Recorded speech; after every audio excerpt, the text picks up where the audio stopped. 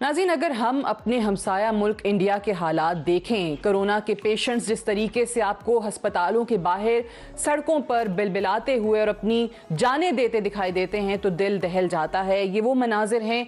Obviously इंसानियत को अगर हम सामने रखें, चाहे जितना भी आपका बड़े से बड़ा दुश्मन सामने आ जाए, लेकिन जब ये मनाजिर देखते हैं, जिस तरीके से बच्चों की अमवात हो रही हैं, जिस तरीके से बुजुर्गों की अमवात हो रही हैं, ख़वातीन जो हैं वो अस्पतालों के बाहर हैं, कोरोना के केसेस बढ़ते चले जा रहे हैं और अगर पूरी दुनिया में देखें तो यौमिया 3.25 लाख से ज़ायद केसेस आना, ये कोरोना के पेशेंट्स के लिए के हवाले से एक बहुत बड़ा रिकॉर्ड भी बना। आज ही एक ख़बर हम देख रहे थे और ये इंटरनेशनल मीडिया के हवाले से मैं यहाँ कोट करती चलूँ कि वो ये कहते हैं कि इंडिया में जितने केसेस या जितनी अमवात अभी बताई जा रही हैं, मामला इससे ज़्यादा ख़तरनाक है। वो ये कहते हैं कि अभी जो इंडियन मीडिया है वो रोज़ाना की 2000 के करीब अमवात रिपोर्ट कर रहा है, लेकिन माजरा ऐसा नहीं है। वो कहते हैं कि जी असल तादाद तकरीबन 5 गुना ज़्यादा है और ये जो रोज़ाना की बुनियाद पे 3 या 3.25 लाख केसेस आ रहे हैं, ये आने वाले कुछ हफ्तों में, उन्होंने कहा है मई के पहले हफ्ते में 5 लाख से ज़ायद केसेस इंडिया में डेली आना शुरू हो जाएंगे और 6000 से ज़ायद अमवात का खदशा एक दिन में ज़ाहिर किया है। इंटरनेशनल मीडिया ये बातें कर रहा है।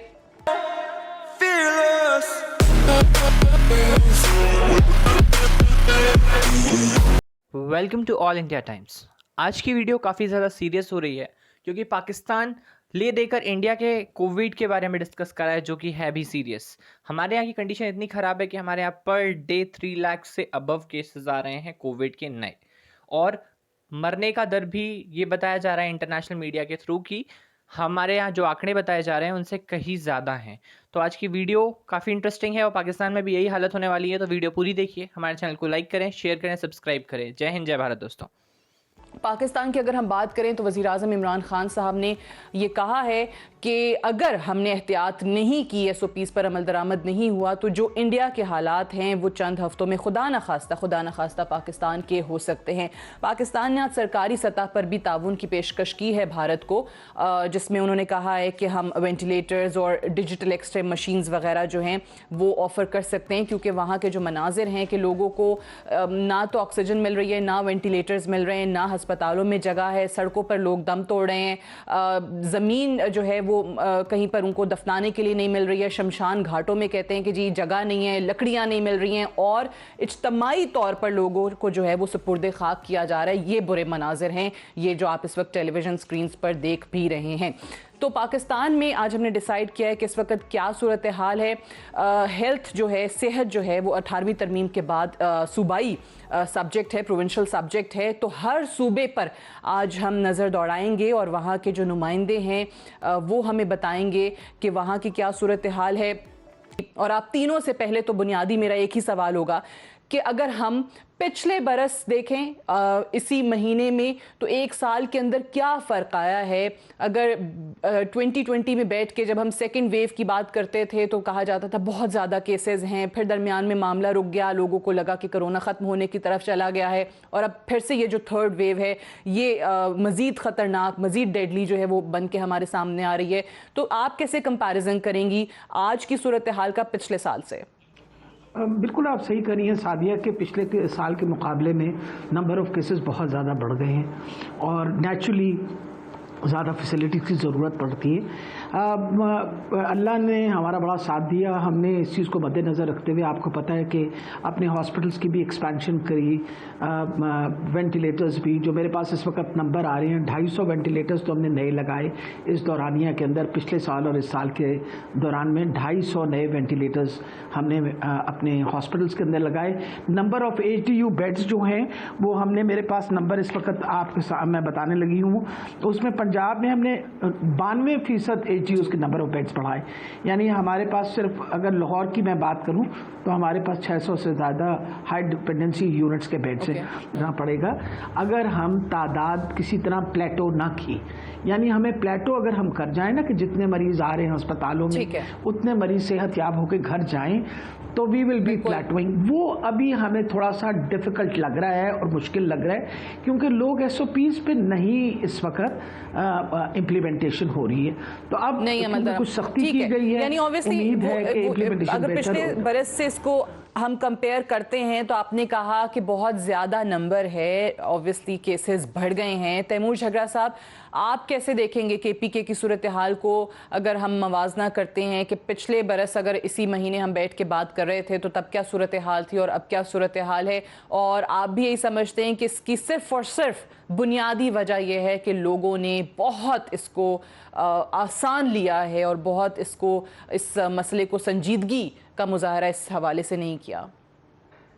جی میرے خیال میں سعدیہ، پنجاب میں اور خیبر پختونخوا میں جو صورتحال ہے وہ کافی زیادہ ملتی جلتی ہے۔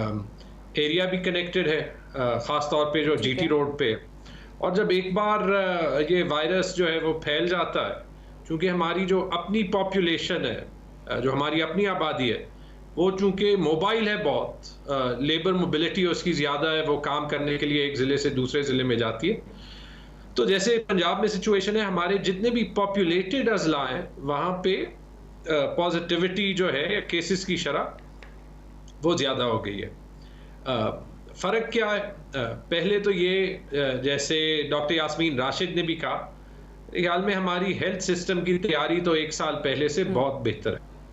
اس کا اندازہ آپ اس بات سے لگا سکتے ہیں کہ دوسری ویو آئی تھی نومبر میں، اس میں جتنے پیشنٹ ایچ ڈی یو پہ تھے اس سے تقریباً 4 گنا زیادہ پیشنٹ ابھی ہیں اور سسٹم مینج کر رہا ہے۔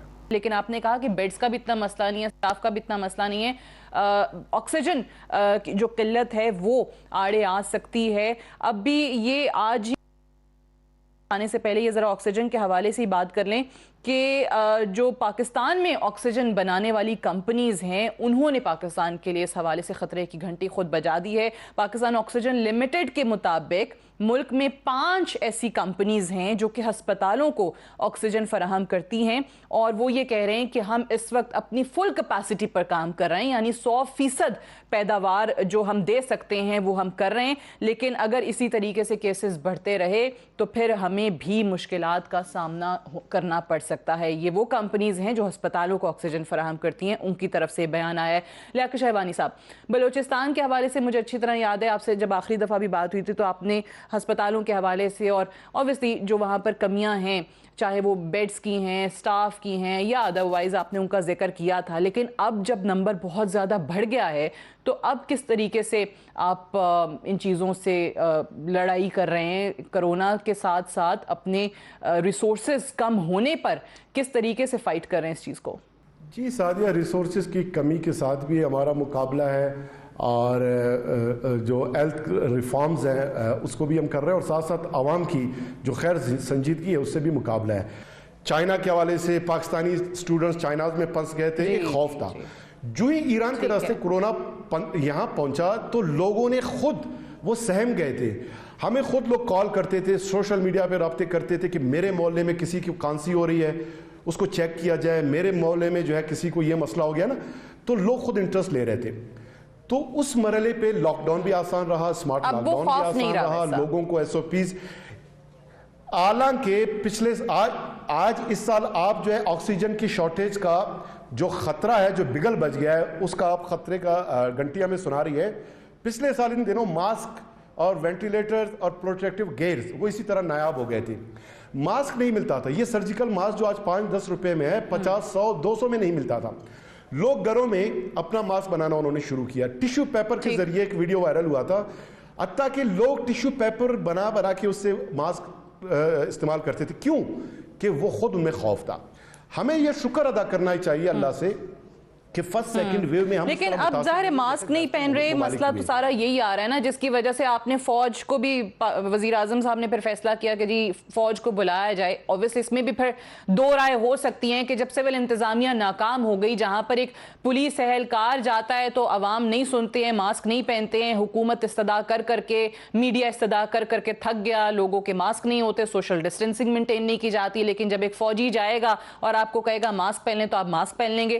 یہ بھی ایک عجیب سی بات ہے۔ بٹ مجھے یہ بتائیں کہ چلیں بریک کے لیے مجھے کہا جا رہا ہے، بریک سے واپس آ کے اس پہ ذرا تھوڑی تفصیل سے بات کر لیتے ہیں کہ ابھی آج وفاقی وزیر داخلہ شیخ رشید یہ کہہ رہے تھے کہ باقی تو تینوں صوبوں میں اور اسلام آباد میں فوج تعینات کر دی گئی ہے SOPs پر عمل درآمد کرانے کے لیے. سندھ نے انہوں نے کہا کہ پہلے ریکویسٹ کی اور پھر بعد میں وڈرا کر لی, اور ابھی کچھ یہ کہا جا رہا ہے کہ شاید وہ کہتے ہیں کہ اجلاس ہوگا تو اس میں ہم فیصلہ کریں گے اور پھر بتائیں گے کہ ہمیں فوج کی یہاں پر ضرورت ہے یا نہیں. تو کیا واقعی یہ مددگار ثابت ہو پائے گا؟